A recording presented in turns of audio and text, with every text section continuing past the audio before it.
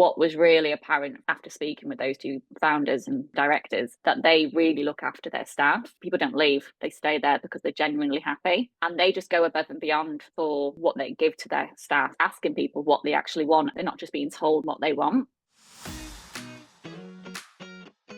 This is going to be the most joyful podcast you'll listen to this week, I hope. It is, of course, Shannon Rowlands, my very own Shannon from Qui Recruitment and the Recruiters Recruitment podcast, joining us again for season 6. And we talk about the recruitment industry during this year, where she tells us a little bit about her story, how she's earned the reputation that she has, with over 50% of her revenue now coming from referrals, what she sees the best recruitment companies doing to retain the best performers and create the best cultures, how they attract the best people, what recruiters are doing to adapt around AI and automation, what advice she would give herself from 9 years ago. So this is a really good one for anyone that's just starting in the recruitment journey. And then most importantly, stick around, what markets are hot and which ones are not. You're going to love the episode. Let's go. This is Lysha Holmes, and I'm your host of the Recruiters Recruitment podcast, and I am so excited for this week's guest. She is no stranger to the show or to our audience, because I think this is now maybe third time on the show. I think it's second. I think. Oh, there you go.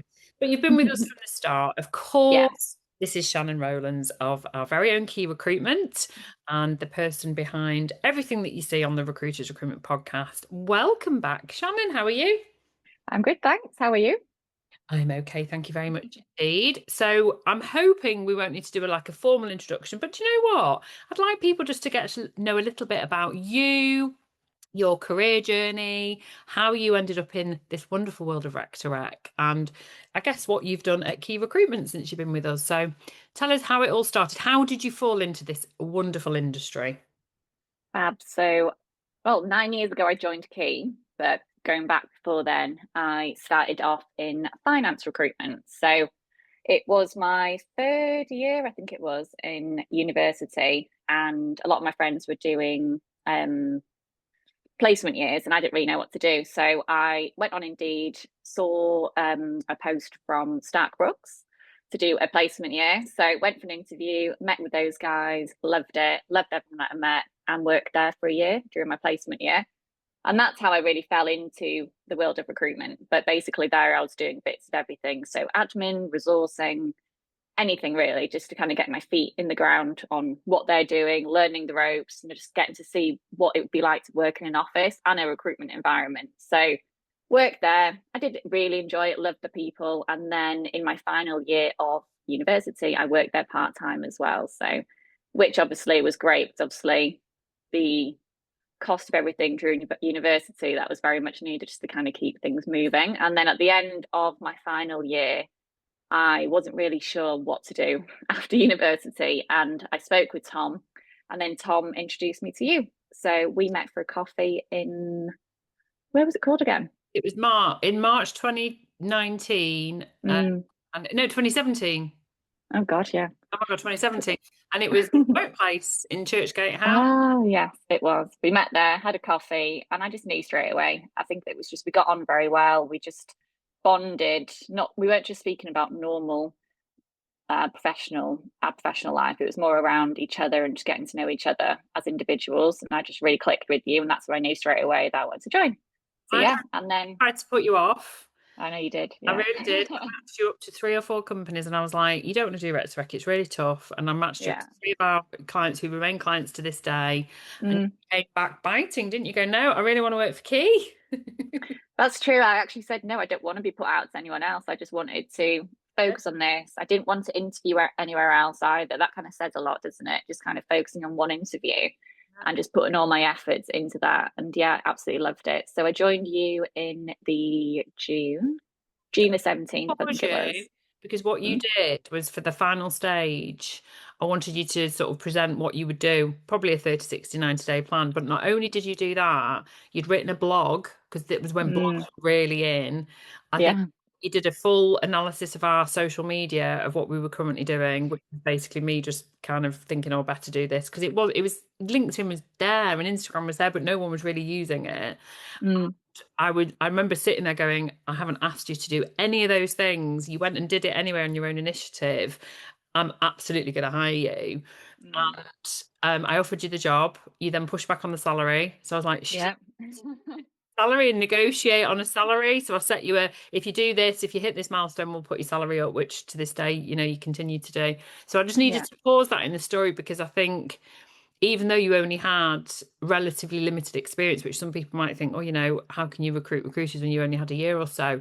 You had all the right behaviours, I think. Mm. Challenge, we shouldn't talk about age, but the fact that, I'm a lot more experienced than you, and you literally sat there and challenged me Mm. from day one before you even had the job, and it was just testament and almost prophetic to how brilliant you would be as a rec. So Mm. then you graduated in the I July. graduated and then joined you. I think I joined you on the June, wasn't it? So a few weeks before. Joined you then, initially just starting off doing the social media as well as the resourcing, but Yep. quickly moved into that 360. I remember I did my first placement, I think it was 6, 7 weeks in. Obviously, it was a client that you're already working with, and it was a candidate that I think they must have approached us from what I remember at the time. They were a graduate looking to make their first move into recruitment. So it was a nice first placement. And I remember that feeling was just you can't describe it, that first placement. And yeah, so from there we moved on really, didn't we? And in 2019 I moved to Leeds. So my partner's from here, and I've always loved Leeds since I started going out with my partner. I was in Leeds probably every weekend, so it just felt like the natural move. Made the move, lived in the city centre for a few years, started growing my network across Yorkshire, and then obviously COVID hit, which was just a bit of a crazy few years.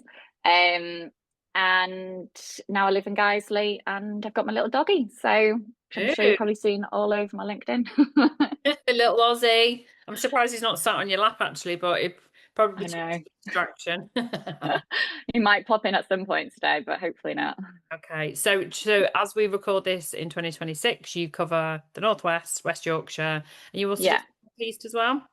Yeah, we do have a couple of clients up in the Northeast as well, but my main focus predominantly is the Northwest and Yorkshire. And I think gradually, just as my career has moved on, my focus probably has moved on from, rather than focusing on that kind of junior end, now onto that senior end as well. So, Yeah, I was but going to yeah. say more when you've grown, any recruiter listening, you develop a peer style recruitment Mm. service where you grow up with your candidates. So you're at a level now where, you're going to be attracting people who've got a decade of experience. Mm. They're in their leadership roles, they're moving into principal roles.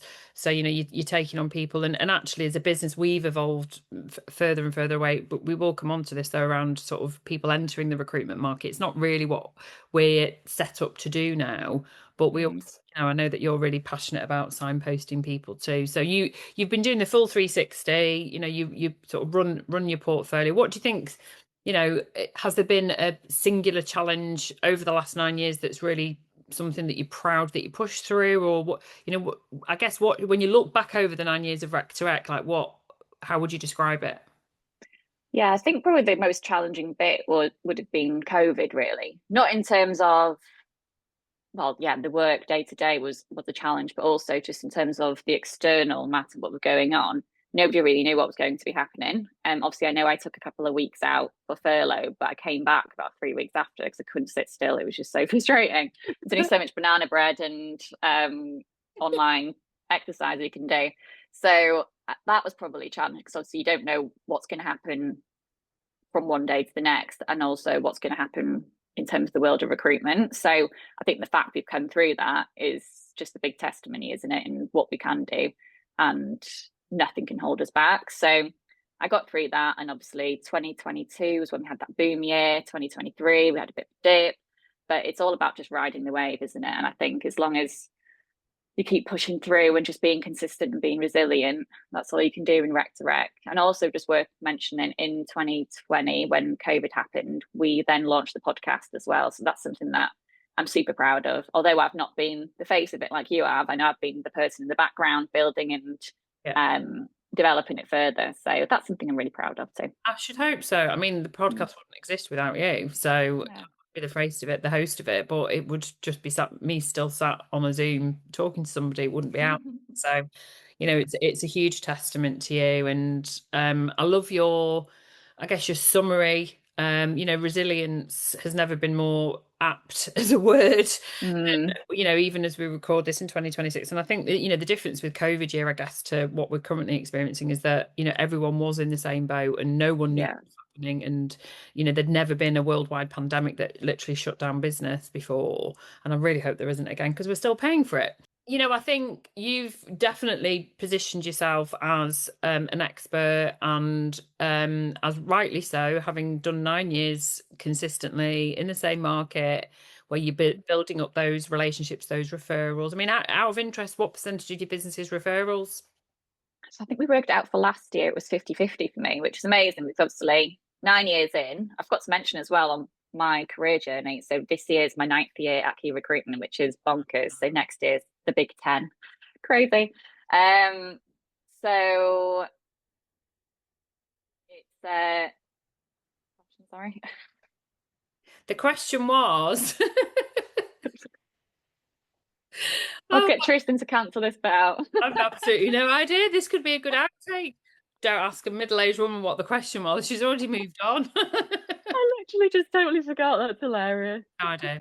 If anyone listening knows what the question was, please comment below because neither of us can remember the question. So, this is what I was saying. You are positioning yourself and have positioned yourself as an expert with 50% of your business coming from referrals, Yeah. which is absolutely exceptional, and and will continue to grow because the idea is that it's clients, you've done a good job, they'll refer colleagues to you, and the life cycle of recruitment is just what I love about it. It's this Yeah. microcosm of you do a good job, you do the right thing. You're not always going to place everyone, but you do the right thing by people. Yeah. And you definitely do position yourself. You're very agile at understanding the data and having those conversations. You and I are party to these conversations because we do all our client meetings together. So one of the biggest questions we get asked is, what are the best companies doing right now to retain their best performers? Mm. Is there a fundamental answer to that? Yeah, so I think really there's probably three main pillars that companies do well, and that's what really retains the right staff. So there's the financial side, obviously, which is salary and clear commission. So when I say clear, I mean easy to work out, not having to use a calculator and sit there for hours trying to figure out what you're going to earn in the next month or 2 months or 3 months. And also then the flexibility piece. That's obviously since COVID, that's really shifted. Um, and I suppose it really depends on the business itself. Some companies, it depends on what level they're bringing in, then you need to be in the office more. But I think if somebody's experienced, got their feet on the ground, know their market, if they need to go back into the office 5 days a week, then it just doesn't make a lot of sense. Yeah. And then those hygiene factors. So it's the security piece. That's a big, big plus at the moment, isn't it? Especially what's going on in the world. And also the culture and just having a lot of clarity. We were at a woman in recruitment leadership event recently, and we were sat with Alison Humphreys of Pro Recruitment and also Emma of White Label. And what was really apparent from after speaking with those two, obviously founders and directors, that they really look after their staff. And it's clear because people don't leave; they stay there because they're genuinely happy, and they just go above and beyond for what they give to their staff. And by doing that, what they do is they just ask them, what more do you need? What do you want from us? And just asking people what they actually want out of their career, out of the environment. That is just showing that people get their say. They're not just being told on what they want. Yeah. So I think that's a big plus, really. And another one is around communication. I think especially what's going on at the moment with businesses where they're probably going through a bit of turmoil. They don't know in terms of the situation internally with what's going on outside. I think communicating with the team, how the business is doing, the growth of the business, where they hope to be in the next few years, that also says a lot as well. And I think that just makes people feel safe. Yeah. So I think as well with around not just creating a job for a person, but really creating a home, as cliche as probably sounds. But I think that's really important. It comes down to that security piece, really, doesn't it? And people feeling safe in where they are and what they're doing. Yeah, I think it's interesting, isn't it, that if we were having this conversation in 2022, your answer would have been very different. Mm, Because we're in a tumultuous time, and by the time this goes out, we probably still will be. I can't see that yeah, changing in 2026, certainly based on the data that we've had the privilege to see, and we do share with our clients when we speak to them on the phone and go and see them. And I think you're right. I think it's always been about the hygiene factors. I think it's always mm, been about how secure and how well communicated founders, leaders, the senior leadership team are in portraying where you are positioned. And I don't necessarily mean sharing what's in the bank account. I mean, if you choose, yeah, that's fine. But I think with what you've said there, some of the best companies are, they're sharing vulnerability, they're being open, mm, they're understanding that where they're probably feeling as a human being right now, running a home, running a business, being responsible for people's salaries, that it's almost the same. yeah, Your employees and team members are going to feel the same. So I love that. And the examples that you gave is absolutely right. I mean, how many people listening, when was the last time did you go and ask your team what they actually want? Are the mm, trips to Ibiza, are the boot camps at lunchtime actually what people want to do? And if they are, yeah, great. But if they're not, then ask them. And I guess, the only time that becomes an issue to go and ask is when you are you're running a really huge business. yeah, And we know that we do have people listening that do run large corporate businesses. So we know that the exception for you might be that it's hard to start accommodating what everybody asks for. But you could certainly do a FIFO, go and do a survey and say, look, we're thinking of changing some of our benefits. yeah. But It's hard because there's no one size fits all. And especially you can't keep everyone happy, which is probably it's a difficult thing if you've got a bigger business and with more staff. How do you generally keep every single one of those people happy? You can't really. There's always going to be somebody that's going to have some kind of issues. yeah, Um, and also around benefits, I think since COVID, that's really shifted as well. There's more of a focus around benefits in terms of what more you can bring to the employees. So private healthcare, obviously I'm a big user of that. And then there's obviously the paternity leave, maternity leave. It's just those extra additionals that probably weren't really focused on before. yes. Those have more of a need at the moment as well. So yeah, that's a few extra bits. And also, sorry, just going back. Sorry, Sorry. Shannon. Um, with I think this is another thing since COVID, to be honest. Everyone has something that's going on in their lives. And obviously, I've been going through a few personal issues in the past few years, which is still ongoing. But the way you handled that with me and the way you've been with me has obviously been something that I'll never forget. So I think that's important as well with whoever is joining a business. Everyone goes through stuff. So how that manager, director deals with that is also something that I think helps keep people in a business. So that's just something else to mention. Well, thank you. And I'm so sorry. I Mm. think there was a little slight glitch when I started talking over you. Thank you for saying that. And look, the way I see it is that we're all human beings. And Yeah. I think generally humanity right now needs more kindness, and Mm. everyone you speak to is going through something. My style of, running my business, engaging and partnering my clients and my candidates, and just generally when I'm networking and speaking to people is I'm a you would say an oversharer, but I'm a big believer that there's nothing that should have shame attached or stigma attached. And I want to support people. And if people Mm. have got a great house of cards going on and everything's fantastic and their health and well-being is great and their family is great and everything else is great, fantastic, but I would say they're probably the rarity, and most people Mm. finding things challenging. So I'm a huge believer that stems from, you used the word communication, that's what leaders and founders should create with their communication style, that there is no shame, and that if something happens you are safe to come and speak to me, because then Mm. is resolved, or you learn to deal with it or create something where it won't impact your day-to-day job. Look at what you just said about loyalty. It just creates this immense loyalty, and Yeah. Respect, actually. So no, thank you for sharing that. And the examples that you gave from, they were just two brilliant examples from the Women in Recruitment Leadership. Just as an aside, Yeah. if you are listening to this and you're based in the UK and you are a female founder, or you are the most senior board level female in a recruitment business, or you know of someone, we are accepting new membership inquiries. You need to drop a line to myself or either of my co-founders, Alison Humphreys or Zoe Jeptha. But presumably, if you're listening to this, it makes more sense for you to come to me, and we will set up a call and I will talk you through how the membership works and the benefits and features of being part of our amazing community.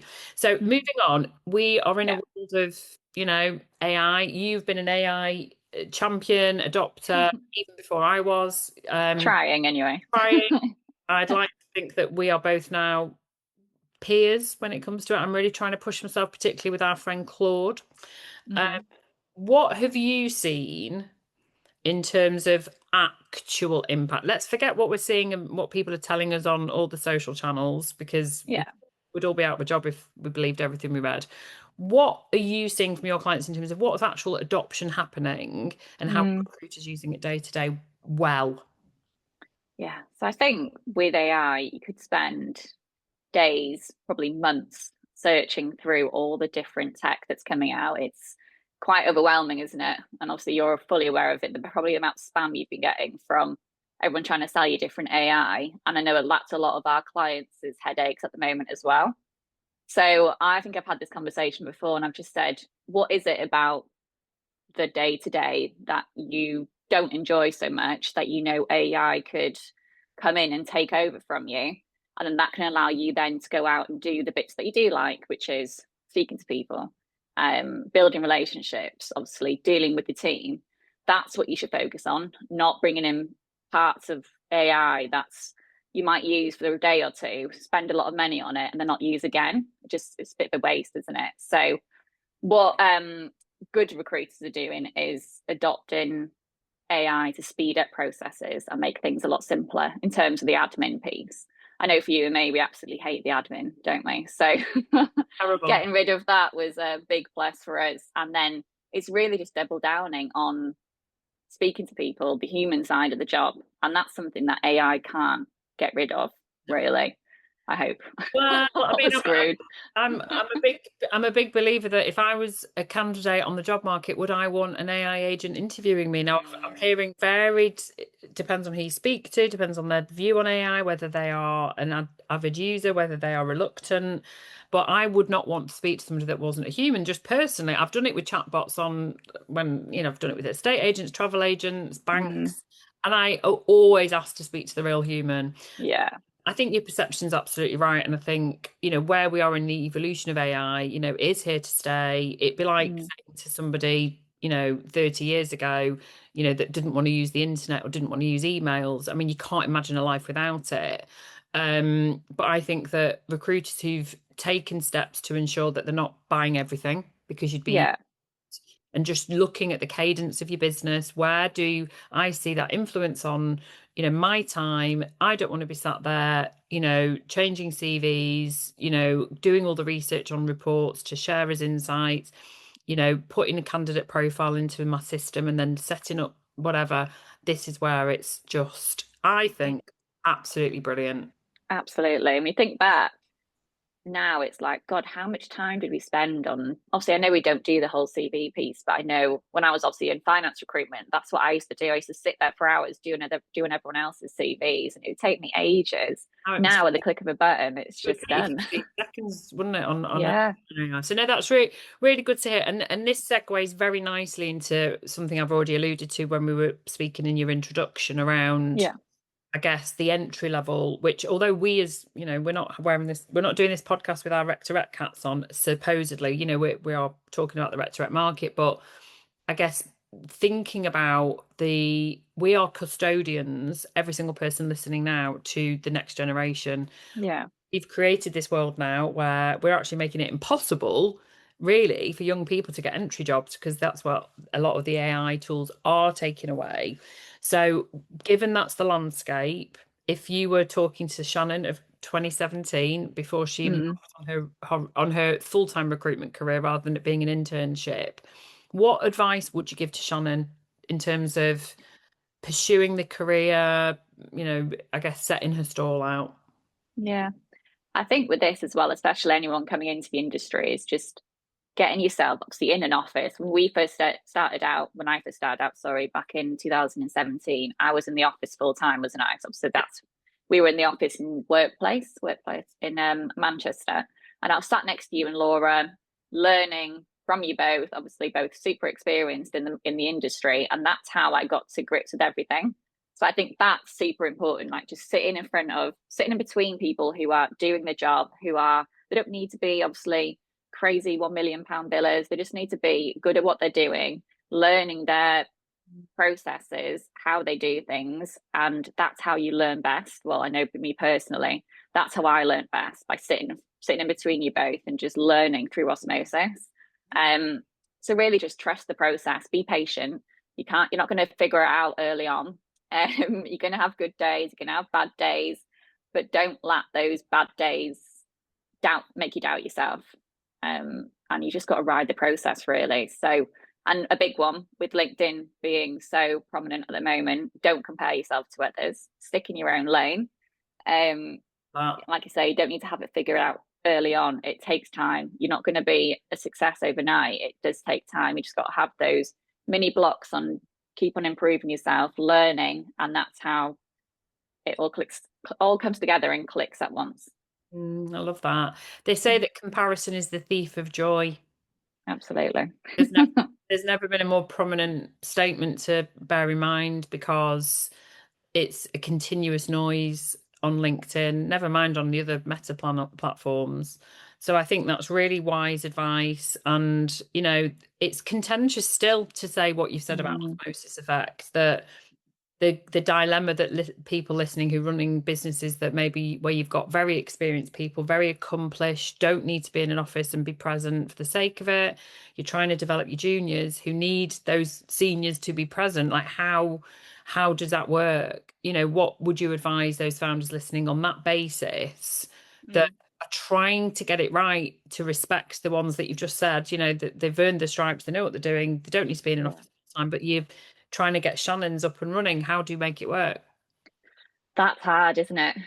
That's the that's the headache. And it's one of those situations where you can't you can't please everyone in those situations. And I think if somebody's coming in that's got no experience, and if they're going into a team where some people are at home on different days, that's really hard to manage. So, God, that's really difficult. What would you say? I would always say in that situation that you need to have those anchor days. So you would have anchor days of, say, Monday, Wednesday, Thursday, where everybody is definitely in. And then on the days where, the Tuesday and the Friday, for this example, the Tuesday and the Friday, if those are your work from home days, perhaps you would do a rota. Maybe have you, if you're lucky enough to have more than one leader or more than one person that's capable of training and developing, so that those juniors are not left alone, but they've got tasks then that they can get on with, and there's still other people that they're learning from, because you still learn from other people even if they're not in your team. You still learn Yeah, operations people. I think it is a challenge, but it's not going to go away, this challenge, because you want to create cultures where people don't feel like it's dictatorial. And I do genuinely think that those that are in full time are those that tend to call us, because they want the flexibility, right? So you can't win all the time, and I think it is a difficult one. But also, what you said earlier on, is that one size does not fit all. So I think, if you're really struggling to understand what works best, speak to your rectorac, speak to mm, your team, ask them, put it out there. If you've got a head of people, ask them to, look at how that would work, how that flow would work. So I'm really pleased that we spoke about that. And then in terms of the process, oh, Shannon, I mean, I don't know about you, but if I look back on the sort of post-COVID boom, how many recruiters we interviewed that had never been trained on process. mm, it's super important, isn't it? And I can know every business has different processes, but I think as well, going back to that, go back to the basics as well. And I think that's even more important now, even with experienced recruiters. if when obviously the market's up and down at the moment, go back to basics, go back to meeting people face to face, get in front of your clients, get in front of your candidates, stick to the fundamentals, and that's how you kind of can continue to build that consistency. So yeah, I think basics and going back to that is super key. And again, that kind of translates into processes and following processes properly, no cutting corners. Be Yeah, ethical. absolutely. I mean, you're a prime example of somebody that is, you smother a process and Mm, you don't cut a corner, you'll go back on something, you won't rush it. And, if anyone ever wants a masterclass in how to run a perm recruitment process, doesn't matter what your market is, Shannon can talk you through it, what she does, mm, because, mm, you have been trained by me and that I've mm. in 27 years never cut a process, never cut a corner, because you will kick yourself. You do it early on. If you screw up early on, you never make that screw up again. And Yeah. it's what you pride yourself in, and at least you've covered all the bases.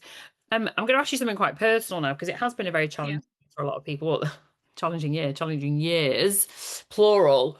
How do you keep yourself motivated where you've got so many people coming to you, sharing their woes, talking through the Mm, possibilities, feeling really quite negative about how things are right now? Because the reality is we're all having to surrender to the external factors. So all we can do is control what we're doing, but it is tough. So how do you keep yeah.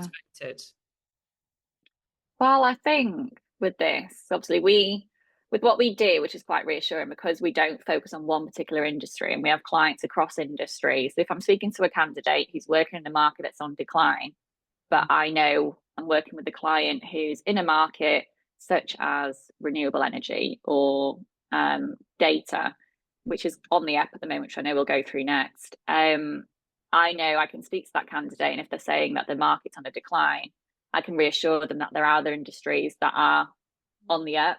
So if they were open to, there is a way that they can still transition what they're doing, using their skills, using their what they've learned so far in recruitment, but picking it up and putting it into a new industry. So there is light at the end of the tunnel. And I think it's just kind of reassuring people. That's what's a big benefit about us, the fact we don't just focus on one particular industry.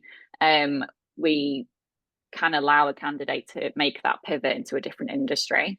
And I think as well, just having you and Laura on my side whenever we have any situation in the world of recruitment where I need a bit of a sound check or I just need a bit of a moan, I've got you two to always speak to. So I think that's super key. So I think just being in the right environment has definitely helped. Um, A space where you and never run is very yeah, important. exactly. It's super needed, isn't it? I think. And also just personally, I think for me, Pilates and going to the gym and just being able to switch off, going for a walk. I try and take a lunchtime walk if I can squeeze it in.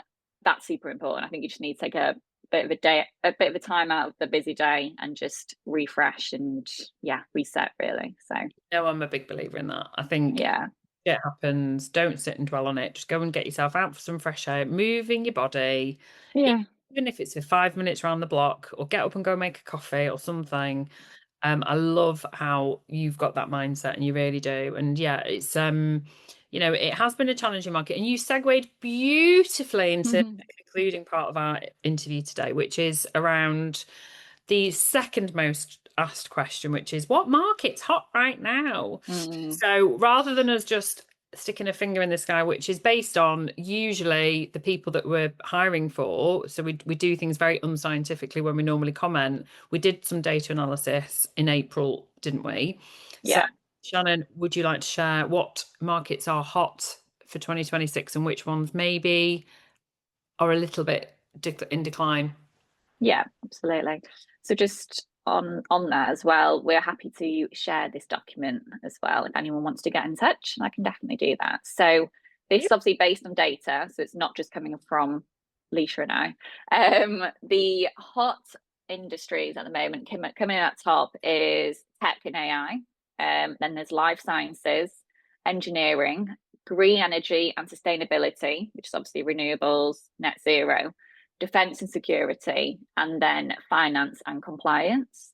And then the emerging industries, the ones to watch at the moment, construction, professional services, and then the supply chain and logistics. And then those industries that are on decline, obviously, again, based on current data from April 2026, retail and consumer. From the document as well, it states that obviously there's about over 100k job losses in the past year within that industry. I think that's come down to a mixture of national the NI employer contribution and also increases in the national minimum wage. So that's just obviously meant a reduction in headcount. And with that industry as well comes quite closely with hospitality. And also the last two within that declining industries is media and creative and admin and office support.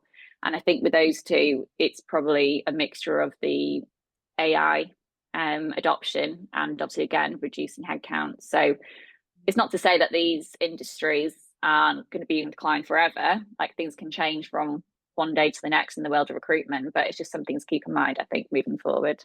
Definitely, and where there's opportunity and most importantly, we always encourage people to think about where there's talent shortage and where when we see what tasks AI is capable of replacing, human using the AI, or will it just be the AI? And it's to, we really ask people to go and do that level of research, don't we? So I think it's really interesting. I think the emerging markets is very exciting. We're professional services. And I think it's really useful. I think it'd be good for us to do it, maybe quarterly and see whether there's any shift change. Like Shannon says, we are happy to and have shared it with a lot of people when we shared it on our LinkedIn. We said, drop us a line. It's totally free. We're not doing it as a hook to get you to spend any money with us. Just drop Shannon a line and she will send the document over to you. And, I think from that perspective, there's a lot of opportunity out there, isn't there, Shannon? So even though it feels a little bit tumultuous right now, like going into, I guess, the sort of quarter two of 2026 as we record this, how are you feeling about the rest of the year? I think, because obviously we speak to clients and candidates all the time, and a lot of the conversations that we're having at the moment is their clients are saying the same thing as what they're saying to us. Things aren't going to change in the world at the moment, so we all just need to keep our heads down and keep moving forward. Clients are still hiring.